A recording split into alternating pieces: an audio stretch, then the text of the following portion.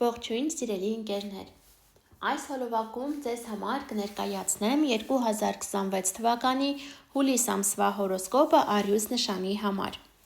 Կնայենք մոլորակների դիրքավորումը այս ամսում, կնշեմ նորալուսին, լիալուսին և կխոսեմ լարված օրերի մասին։ Հիշեցնեմ, որ առաջին հերթին հորոսկոպը նայում ենք ասցենդենտի նշանով, այնուհետև արդեն արևի նշանով մեր լրացումները կատարում ենք։ Այսպիսով, արևը մինչև հուլիսի 22-ը կգտնվի Խեցգետի նշանում ձեր 12-րդ տանը։ Լավ ժամանակահատված է, որպեսզի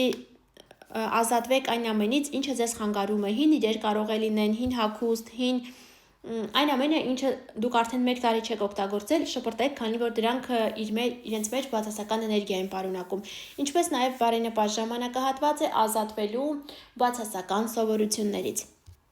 Հուլիսի 22-ից սկսած արևը կանցնի Արյուծ նշան ձեր առաջին տուն, բերելով ձեզ լավ ինքնազգացողություն, լավ ինքնագնահատական, ամսի 25-ից 26-ից հետո արդեն կարող եք արտաքնի հետ կապված ինչ-որ փոփոխություններ մտցնել, եթե ցանկանում եք, էլի իհարկե, ինչպես նաև փոխել ձեր մազերի ոճը, սանրվածքը, հագուստը եւ այլն։ Ամսի 25-ից 26-ից հետո շատ լավ կլինի։ Մերկուրի մոլորակը մինչև հուլիսի 23-ը կգտնվի Խեցգետի նշանում հետընթաց դիրքով, հետընթաց Մերկուրիի մասին առանձին նյութ արդեն ունեմ տեղադրած, որպեսզի չկրկնվեմ, հղումը կգտնեք նկարագրություններ բաժնում, կարող եք նայել։ Այնուհետև Վեներա մոլորակը մինչև հուլիսի 9-ը կգտնվի Արյուծ նշանում ձեր առաջին տանը, եթե մինչ այս կային օրինակ հարաբերություններ, որոնք սառել էին, ապա այս ժամանակահատվածը լավ է վերականգնելու հարաբերությունները, կամ ուղղակի լավ ժամանակահատված կլինի, լավ ժամանց կունենաք ձեր ամուսնու կնոջ հետ, կամ ինչ-որ հաջող գործարք կկնքեք։ Հուլիսի 9-ից սկսած Վեներան կանցնի կույս նշան ձեր երկրորդ տուն։ Երկրորդ տունը դա ֆինանսների աշխատավարձի տունն է։ Այսինքն այս ժամանակահատվածում կամ գումար կստանաք, կամ զուտ աշխատավարձը կստանաք, եթե այսպես շատ ցածր մակարդակով նայենք, կամ նոր ուղի կգտնեք գումար աշխատելու։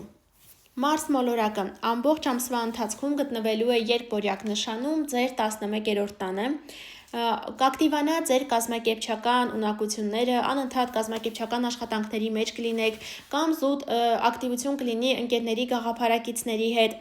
Եթե բացասական դիրքավորումներ կան, ապա հնարավոր է տարաձայնություն լինի ձեր ընկերոջ, ընկերուհու, գաղափարակցի հետ։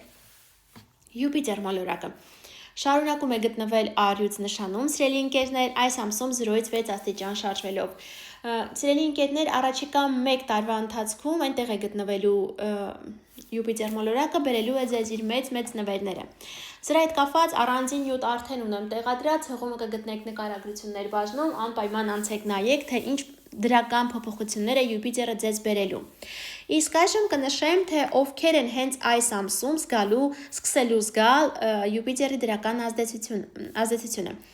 Նրանք, ովքեր ասցենդենտով Արյուծ են, ասցենդենտը գտնվում է 0-ից 6 աստիճանում Արյուծի, կամ ովքեր ծնվել են հուլիսի 23-ից հուլիսի 29 ընկած ժամանակահատվածում։ Եթե այս օրերին է ձեր ծնունդը, ապա արդեն դուք կզգաք Յուպիտերի դրական ազդեցությունը։ Սև լուսինը շարունակում է գտնվել աղեղնավոր նշանում այս ամսում 21-ից 24 աստիճան շարժվելով։ Սա ձեր 5-րդ տունն է, եւ սև լուսինը 5-րդ տանը հնարավոր է բերի տարաձայնություններ, անհամաձայնություններ երեխաների հետ, ինչպես նաև եթե կային սիրային հարաբերություններ, ապա այնտեղ հնարավոր է ինչ-որ անհարթություններ լինեն, հնարավոր է նաև շանտաժ լինի, կամ եթե այս ազդեցության ներքո, այս դիրքավորման ներքո նոր հարաբերություններ պետք է սկսեն, եղեք շատ զգույշ։ Այժմ նորալուսնի եւ լիալուսնի հետ կապված։ Նորալուսինը կլինի հուլիսի 14-ին Խեցգետի նշանում ձեր 12-րդ տանը, սա նոր սկիզբ է, նոր էներգիա է, կապված հեռավոր ինչ-որ հողերի հետ։ Եվ լիալուսինը կլինի ջրհոս նշանում հուլիսի 29-ին, 2 շաբաթ իր ազդեցությունը կունենա։ Այն Արյուծները, ովքեր ասցենդենտով են Արյուծ, ասցենդենտը գտնվում է Արյուծի 9 աստիճանում, կամ ովքեր ծնվել են ամսի 1-ին, 2-ին, ապա բոլորից շատ դուք եք զգալու այս լիալուսնի ազդեցությունը եւ վերջնական որոշում, վերջնակետ է դրվելու ձեր կյանքում, կապված թե ամուսնու կնոջ հետ, թե ինչ-որ հաճախորդի հետ կամ գործարքի հետ։ Այժմ նշեմ լարված օրերը։ Լարված են լինելու հուլիսի 3-ը, հուլիսի 6-ը, հուլիսի 13-ը, հուլիսի 20-ը, հուլիսի 26-ը եւ մինչեւ ամսվա վերջ այդ լարվածությունը լինելու է։ Սիրելի ընկերներ, դուք եւս զգուշացեք, քանի որ հիմնական այս լարվածությունները լինելու են Պլուտոն մոլորակի հետ, իսկ Պլուտոնը ձեր դիմացի նշանում է գտնվում եւ բնականաբար բերելու է իր ազդեցությունները։ Այսքանը կապված հուլիս ամսվա հետ, շուտով կհանդիպենք, ցտեսություն։